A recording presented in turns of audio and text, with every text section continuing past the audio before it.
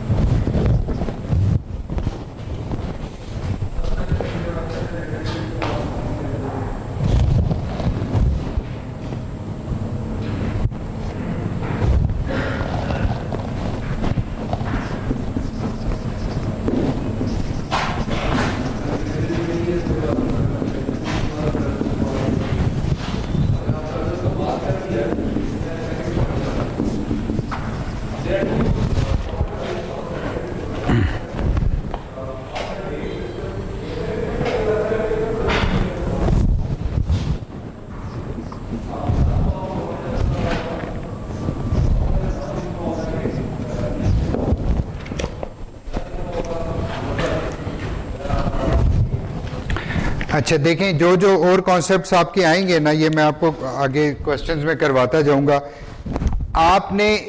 आपको एक सिस्टम का कॉन्सेप्ट तो समझ है कि जब हम एक पूरा लेट से अगेन हम, चूंकि क्यूइंग थ्योरी में मैं आपको एक ही बैंक का एग्जांपल दिए जा रहा हूं, तो एक लेट से बैंक का एग्जांपल है। ये आपके बैंक की ओपनिंग है, यहां से लोग आते हैं, ठीक है।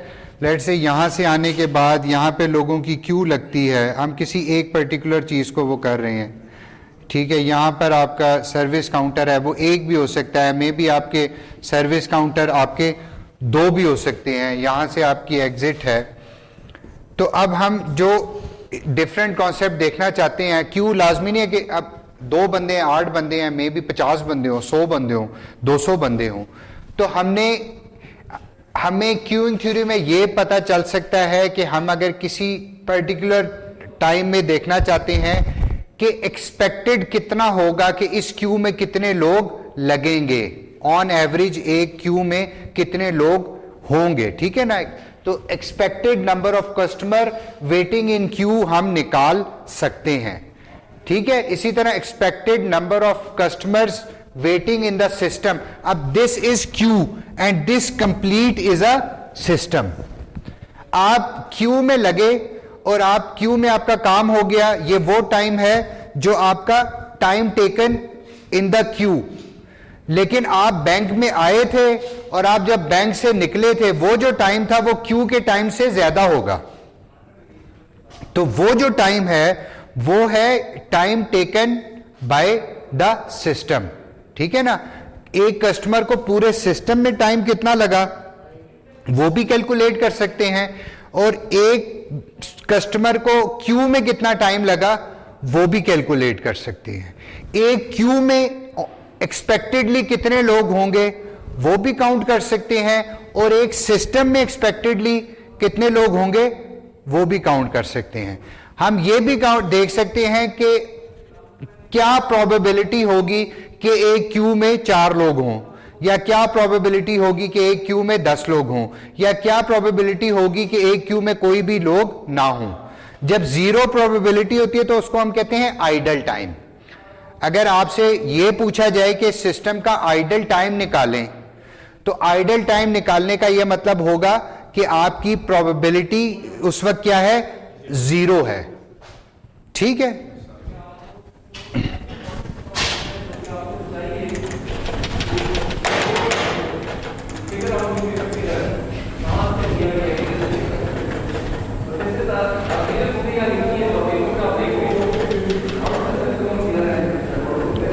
अच्छा, जो चीजें जिसमें मैंने आपको कहा था कि एक कॉन्सेप्ट है कि जब आपका जो अराइवल होता है,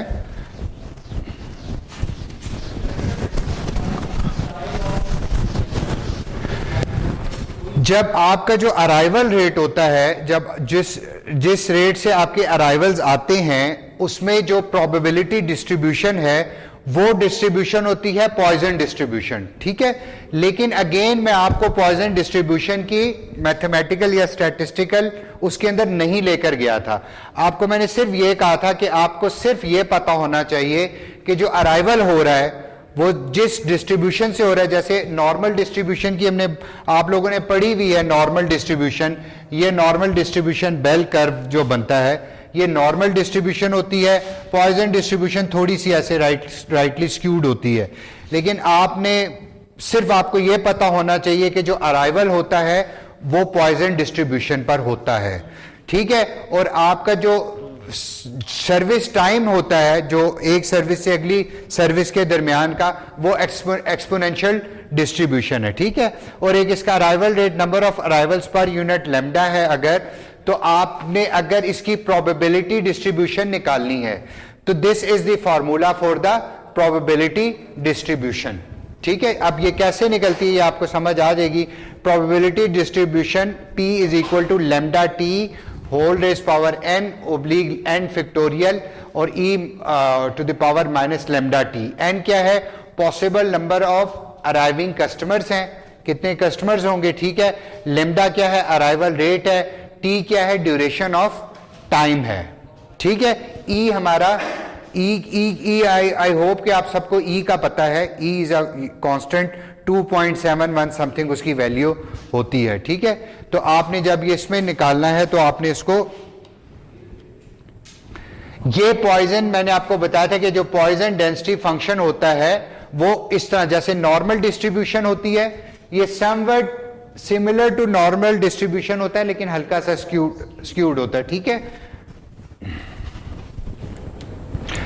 ओके, प्रोबेबिलिटी डिस्ट्रीब्यूशन आपको बताया कि जैसे आप फर्ज करें जो फार्मूला हम लोगों ने देखा था जो मैंने पिछली स्लाइड पे दिखाया है, अगर वो आपसे पूछता है कि क्या प्रोबेबिलिटी है कि 4 कस्टमर होंगे, तो आप n की जगह क्या अप्लाई कर देंगे, 4 अप्लाई कर देंगे।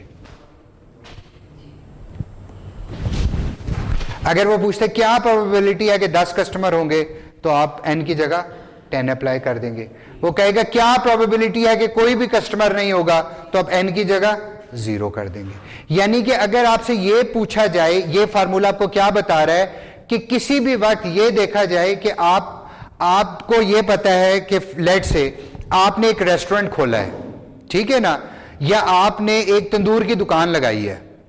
ठीक है, आपने तंदूर की दुकान लगा दी। अब आपको यह पता है कि मैं तंदूर की दुकान में मुझे एक रोटी बनाने में इतना टाइम लगता है, एक रोटी बनाने में मुझे तकरीबन इतना टाइम लगता है। ठीक है, अब आपको ये भी पता चलना शुरू हो गया, कुछ दिन में आपने डाटा नोट किया कि आपको यह पता चल गया कि मेरे अराइवल रेट जनरली मेरे तंदूर के ऊपर 10 कस्टमर्स पर आवर के हिसाब से आते हैं। आपको ये भी पता चल गया कि जो मेरा सर्विस टाइम जो मैं इनको जिस हिसाब से वो देता हूं सर्विस टाइम, वो मेरा सर्विस रेट जो है वो 12 कस्टमर पर आवर है।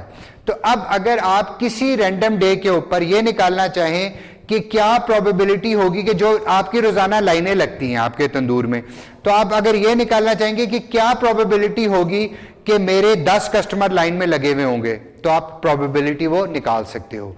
या आप देखना चाहते हो कि क्या प्रोबेबिलिटी है कि मेरी लाइन में 10 से ज्यादा बंदे हों, या क्या प्रोबेबिलिटी है कि मेरी लाइन में 5 से कम बंदे हों, या क्या प्रोबेबिलिटी है कि मेरी लाइन में कोई बंदा ना हो। तो आप कोई भी प्रोबेबिलिटी हो ये हम निकालेंगे, ये सारी चीजें हम अभी प्रैक्टिकली निकालेंगे जी।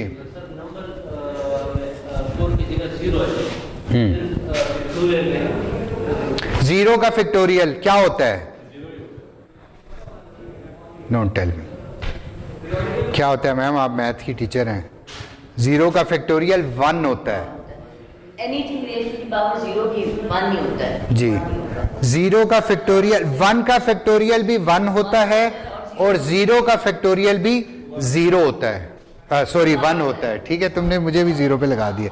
ठीक है जी, ठीक है। और आप ये देखें, आप ये जो वो स्टूडेंट जिनको फैक्टोरियल का नहीं पता, फैक्टोरियल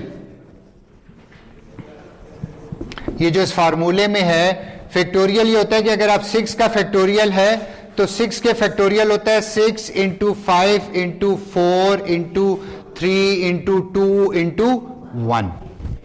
ठीक है, दिस इज 6 का फैक्टोरियल। अगर 5 का फैक्टोरियल आपको वो कहेगा तो वो होगा 5 इंटू 4 इंटू 3 इंटू 2 इंटू 1। अगर आपसे 4 का फैक्टोरियल कोई पूछेगा तो वो होगा 4 इंटू 3 इंटू 2 इंटू 1।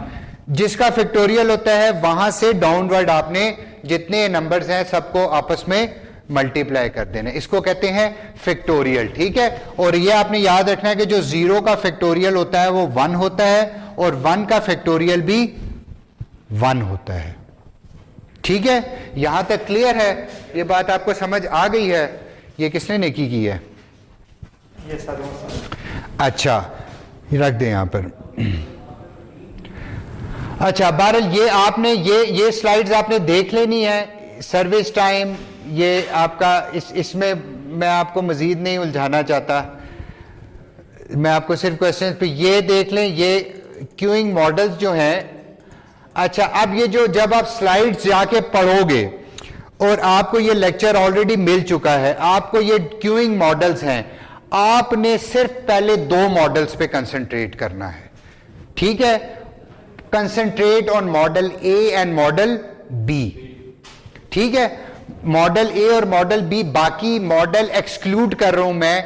उसकी रीजन ये है, एक्सक्लूड करने की रीजन ये है, आपको मैं पढ़ा दूंगा, लेकिन उनको सॉल्व करने के लिए आपको एक्सेल में फिर फार्मूला अप्लाई करके सॉल्व करना पड़ता है।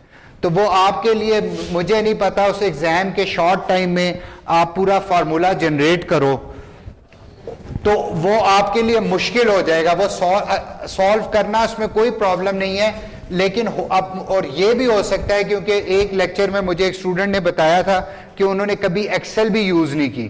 तो अच्छा, तो वही मैं कह रहा हूं कि क्योंकि ये एक्सेल के थ्रू होता है, एक्सेल में आपको फार्मूला जनरेट करना पड़ता है, वो फार्मूला सॉल्व करता है। क्योंकि मसला ये आ जाता है कि वो मैं अभी आपको बताऊंगा कि जब वो समीशन 0 to 20 जाता है तो वो फिर आप उसको मैनुअली नहीं कर सकते, वो उसको आपको फार्मूले के थ्रू करना पड़ता है। अब मैं वो जब मैं सॉल्व कर रहा था क्वेश्चन, तो फिर मुझे अंदाजा हुआ कि उस वक्त अगर आपको ऐसा कोई मैंने फिगर दे दिया तो आपसे सॉल्व नहीं हो सकेगा। लिहाजा तमाम स्टूडेंट्स ये देख लें कि हम लोग पढ़ सारा लेंगे, मॉडल में आपको सब बता दूंगा, लेकिन मैं आपसे, क्योंकि जो as per your duration of time जो आपका है, concentrate on model A and model B. ठीक है, अच्छा, मॉडल ए क्या था कि नंबर ऑफ मॉडल ए जो सिंपल हमने देखा था, जिस हम बार बार डिस्कस करते जा रहे हैं कि आपका नंबर ऑफ चैनल्स क्या होते हैं, सिंगल होते हैं, एक सिंगल चैनल होता है। ये मिसाल आप अपनी जहन में रखें, आप अकाउंट खुलवाने गए हैं, वही वाली एक एग्जाम्पल है। आप अकाउंट की एक लाइन लगी हुई है, जो बंदा जा रहा है उसका अकाउंट खुल रहा है। तो देखिए, नंबर ऑफ चैनल क्या होते हैं, सिंगल होते हैं। ठीक है, नंबर ऑफ फेजेस क्या होते हैं, सिंगल होते हैं। अराइवल रेट पैटर्न क्या होता है? पॉइजन होता है। मैंने आपको बता दिया कि जो अराइवल रेट है, बस इतना समझ लेना काफी है कि आपसे कोई पूछे कि अराइवल रेट का पैटर्न क्या होता है, तो आप बताएं पॉइजन पैटर्न होता है, ठीक है। और सर्विस रेट का सर्विस टाइम पैटर्न क्या होता है? एक्सपोनेंशियल होता है।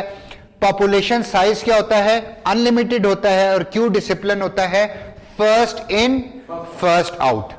तो ये जो आपका मॉडल है, ये आपको पता होना चाहिए सिंगल चैनल सिस्टम है, ठीक है। Let's say information counter at departmental store है, तो ये आपका, इसको MM1 इसका न्यूटेशन है, ठीक है ना। ये पॉइजन के लिए यूज होती है। हमें ये भी बताना होगा कि ये मॉडल कौन सा है। वो आपको देखे, जब आपको मैं एक एग्जांपल, मैं क्वेश्चन दूंगा तो आपको खुद ही समझ आ जाएगा कि ये मॉडल ए है, ये मॉडल बी है, ये सिंगल चैनल है, मल्टी चैनल है, ठीक है ना, सिंगल फेज है, मल्टी फेज है, ये आपको खुद समझ आना चाहिए, ठीक है। अच्छा, मॉडल बी क्या है? नंबर ऑफ चैनल्स क्या है? मल्टी चैनल होंगे। नंबर ऑफ फेजेस क्या होंगे? सिंगल फेज होगा। तो अब आप ये समझ जाएं कि आपको जो इशू, आपको जो क्वेश्चन सॉल्व करने के लिए आएगा, उसमें से कोई भी क्वेश्चन ऐसा नहीं होगा जो मल्टी फेज हो। मल्टी चैनल हो सकता है, मल्टी फेज नहीं हो सकता। ये आपको बात समझ आ गई है? या आपका प्रॉब्लम ऐसा होगा कि यहां पर एक सर्विस फैसिलिटी है और यहां पर एक लाइन लगी हुई है, ठीक है। या ये हो सकता है, या आपका ऐसा हो सकता है कि आपकी ये सर्विस फैसिलिटी, एक इधर लाइन है और एक इधर लाइन है, और एक इधर काउंटर है और एक इधर काउंटर है, और एक ये लाइन आ रही है। ये सिंगल चैनल है, सिंगल फेज है। ये मल्टी चैनल है, सिंगल फेज है। समझ आ रही है आपको? ये क्या है? This is called model A. This is called model A and this is called model B. Model A, model B. As far as your numerical questions are concerned, अगर आपको कोई न्यूमेरिकल क्वेश्चन आएगा तो वो या मॉडल ए होगा या वो मॉडल बी होगा, मल्टी फेज नहीं होगा। क्योंकि मल्टी फेज सॉल्व करने के लिए आप उसको कैलकुलेटर और उस पर इजीली सॉल्व नहीं कर सकते। लेकिन as per your theoretical portion all the models are included. अगर मैं आपसे कोई थ्योरेटिकल टर्म्स में बात पूछता हूं, ठीक है ना, तो आपको या उसके ऑब्जेक्टिव्स में आते हैं, या आपको मैं कोई थ्योरेटिकल बात पूछता हूं तो all the models are included, ठीक है। ये आपका मॉडल सी, ये आपने जो पढ़े थे कि इसमें नंबर ऑफ चैनल क्या होते हैं? सिंगल होते हैं। नंबर ऑफ फेजेस क्या होते हैं? सिंगल होते हैं। अराइवल रेट पॉइजन होता है। सर्विस टाइम पैटर्न कांस्टेंट है। पॉपुलेशन टाइम अनलिमिटेड है। ऑटोमोटेड कार वॉश है। ये आप ये काइंडली इनको पढ़ लीजिएगा, मॉडल डी को भी पढ़ लीजिएगा, ठीक है। ये दिस इज इंपॉर्टेंट। ये जो मैं आपको जिस पे लाना चाह रहा हूं ना, ये देखें, ये इंपॉर्टेंट चीज है। ये क्या चीज है? देखें, रो क्या है? Average utilisation of the system. What is arrival rate? Lambda. Service rate mu. और लैम्डा और म्यू के बाद सबसे इंपॉर्टेंट चीज क्या है? रो। रो क्या है? Average utilisation of the system, ठीक है। तीन बातें जहन में रखनी है आपने, ठीक है। तीन बातें आ गई आपकी, आपसे जो इंपॉर्टेंट चीजें हैं जो आपको सॉल्व करते हुए जिनकी जरूरत पड़ेगी। और आई डोंट माइंड कि अगर आप लोगों ने इसके फार्मूला शीट यूज करनी है आप कर लें, लेकिन ये इतने सिंपल हैं कि आपको वैसे ही याद हो जाएंगे, ठीक है। आपने क्या चीज ज़हन में रखनी है कि योर आपकी एक चीज है arrival rate. Arrival rate is lambda, ठीक है। एक आपका क्या है? Service rate. Service rate is mu. And remember one thing, service rate is different than the service time. Do not confuse with service time with service rate. If I write service time, it does not mean it is service rate. Service time and service rate are reciprocal to each other. ये मैंने आपको बताया, आप करके देख लो। अगर आपको service time दिया हुआ है, सर्विस रेट निकालना होगा, क्या होगा?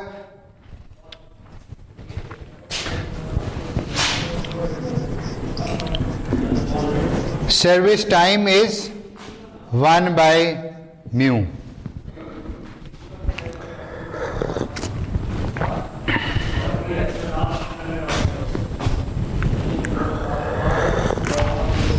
ठीक है।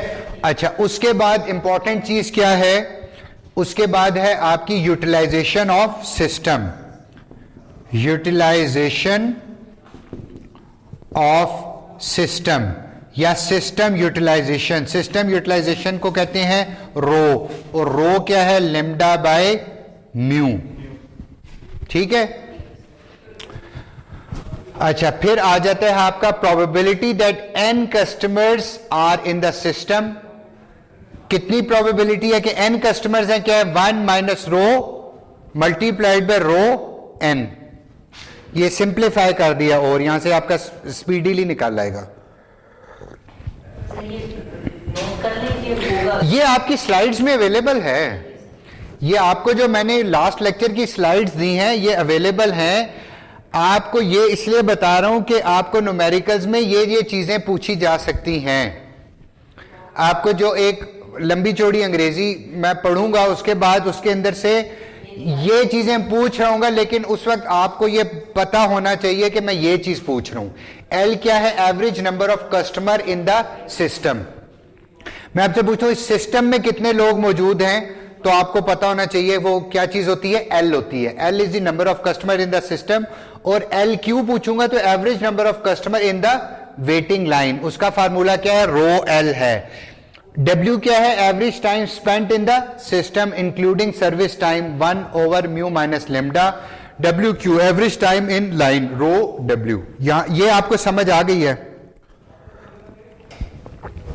ये फार्मूले आपको आपके स्लाइड्स पे अवेलेबल हैं। और ये फार्मूले किस वक्त यूज करने हैं? ये कब अप्लाई करना है? अगर आपका सिंगल सर्वर मॉडल होगा, MM1 मॉडल होगा। ये ना हो कि आपका MM1 मॉडल ना हो और आप फार्मूले ये वाले लगा रहे हो। आपको पहले अपना मॉडल आइडेंटिफाई करना है। स्टेप 1 में आपने क्या करना है? आपने अपने मॉडल को आइडेंटिफाई करना है।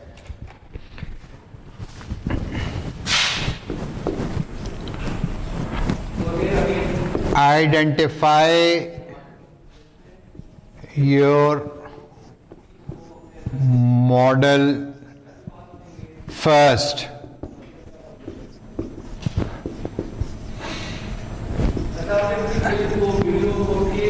Then apply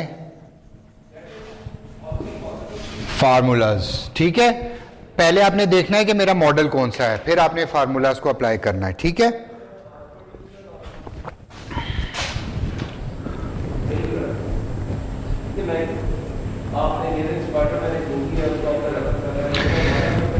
okay. अब हम लोग एक एग्जांपल में आपको यहीं से करवा देता हूं। इसी ये समझ ले, इसी तरह के आपको क्वेश्चंस आएंगे। ठीक है ना? ऐसे ही कोई सिनेरियो होगा जिसमें मैं छोटी मोटी कोई ट्रिक भी डाल दूंगा, बाकी मोर और लेस ऐसे ही होंगे। ठीक है ना? अब देखें क्या है। The manager of a grocery store in the retirement community of Sunnyvale is interested in providing good service to the senior citizens who shop in the store. Currently, the store has separate checkouts counter for senior citizen, which on average receives 30 customers per hour. What is 30 customer per hour? क्या है जी? बताएं ना आप। अच्छा, अभी आप देखें इस चीज को ना, ये जो कंप्लीट सिस्टम की बात कर रहा है, उस कंप्लीट सिस्टम में ना, इस एग्जांपल में देखें, उस कंप्लीट सिस्टम में वो एक पर्टिकुलर सर्विस काउंटर की बात कर रहा है। वो सीनियर सिटीजन का एक काउंटर है। अब लाजमी नहीं है कि वो जो पूरा सिस्टम है, वो लाजमी नहीं है कि वो सिंगल चैनल है। देखिए ना, एक सीनियर सिटीजन की रो हो सकती है, एक नॉर्मल की हो सकती है, एक मे बी फीमेल की रो हो सकती है। तो अभी आप जब ओवरऑल सिस्टम की बात करते हैं तो सिस्टम लाजमी नहीं है कि सिंगल चैनल हो। तो इसका भी मॉडल ही चेंज। नहीं नहीं, देखिए आपने सिर्फ वो फोकस करना है कि आपसे क्या पूछ रहा है, वो आपको फोकस करवा रहा है एक सिंगल काउंटर को। तो अब आपने उसको लाइन लगा देना है, आप फोकस करें सिंगल काउंटर को। तो आपसे वो पहली चीज क्या कह रहा है वो, अच्छा आप पहले देखें, सबसे पहले आप जो आपने 8th क्लास में अगर कोई अच्छा टीचर आपको मिला होगा या 9th में फिजिक्स का, तो उसने आपको बताया होगा कि सबसे पहले आप जब क्वेश्चन को पढ़ते हैं तो आप डेटा को लिखते हैं कि आपके पास है क्या, ठीक है ना। हाँ, गिवन क्या है, डेटा क्या है, या इसको आप सबसे पहले लिखते हैं कि आपके पास गिवन में क्या है, ताकि आपको यह क्लियर हो जाए कि मैंने करना क्या है। ठीक है, यहां पर देखें अब 30 कस्टमर्स पर आवर, ठीक है, that is 30 customer per hour का मतलब है कि आपका जो अराइवल रेट है, your arrival rate that is lambda is 30 customers per hour, this is your lambda average. अच्छा okay, and are served at a rate of 35 customers per hour. तो what is this, is your service rate, your service rate mu is equal to 35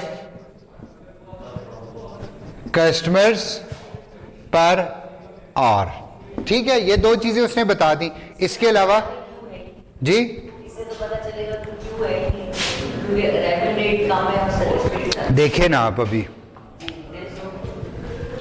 probability of 0 customer in the system, ठीक है, average utilisation of the checkout clerk, average number of customers in the system, average number of customer in the line, average time spent in the system, average waiting time in line.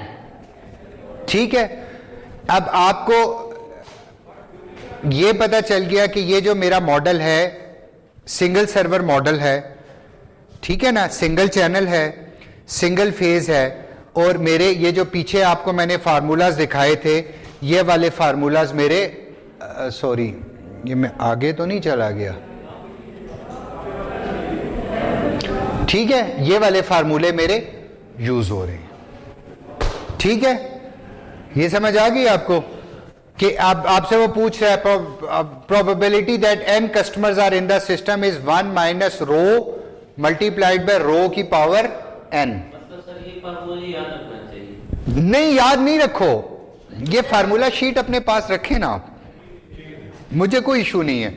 आपने exam में ये formula sheet रखनी है, रख लें आप। मुझे आपको फार्मूलों को रट्टा लगवा के मुझे आपसे कोई फायदा नहीं होगा।